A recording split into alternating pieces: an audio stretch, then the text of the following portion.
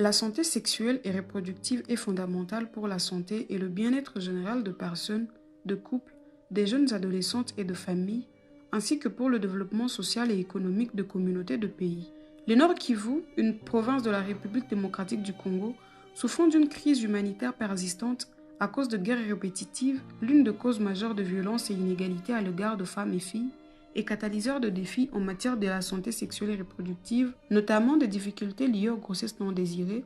l'inaccessibilité aux informations fiables et l'inaccessibilité aux services de santé sexuelle et reproductive de qualité. L'avortement non sécurisé représente l'une des principales causes de mortalité et de morbidité maternelle en RDC. Cette situation est accentuée au Nord Kivu à cause de la crise humanitaire d'une part et de l'effondrement du système de santé et d'un manque de services de bonne qualité d'autre part. Dans le but de promouvoir le droit à la santé sexuelle et reproductive de femmes et filles, à travers la vulgarisation du protocole de Maputo, Youth Alliance for Reproductive Health, avec l'appui technique de IPAS RDC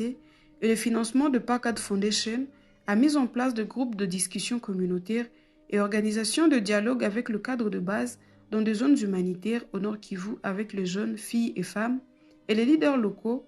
en vue de rendre disponibles les informations sûres et fiables en rapport avec la santé sexuelle et reproductive,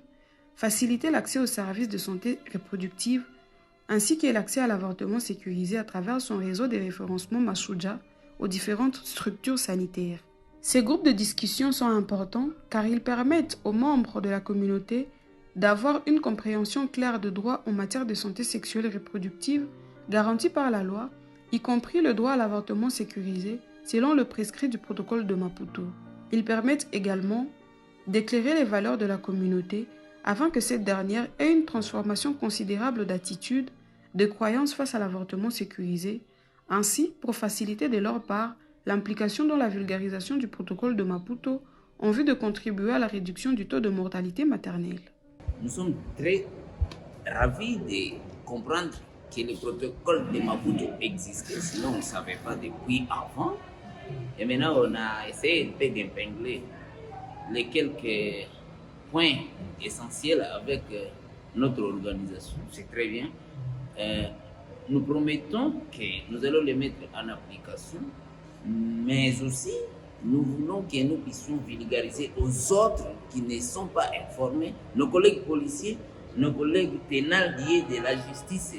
et donc le service de sécurité, pour qu'ils sachent aussi que le protocole de Maputo existe et savoir comment le mettre en application.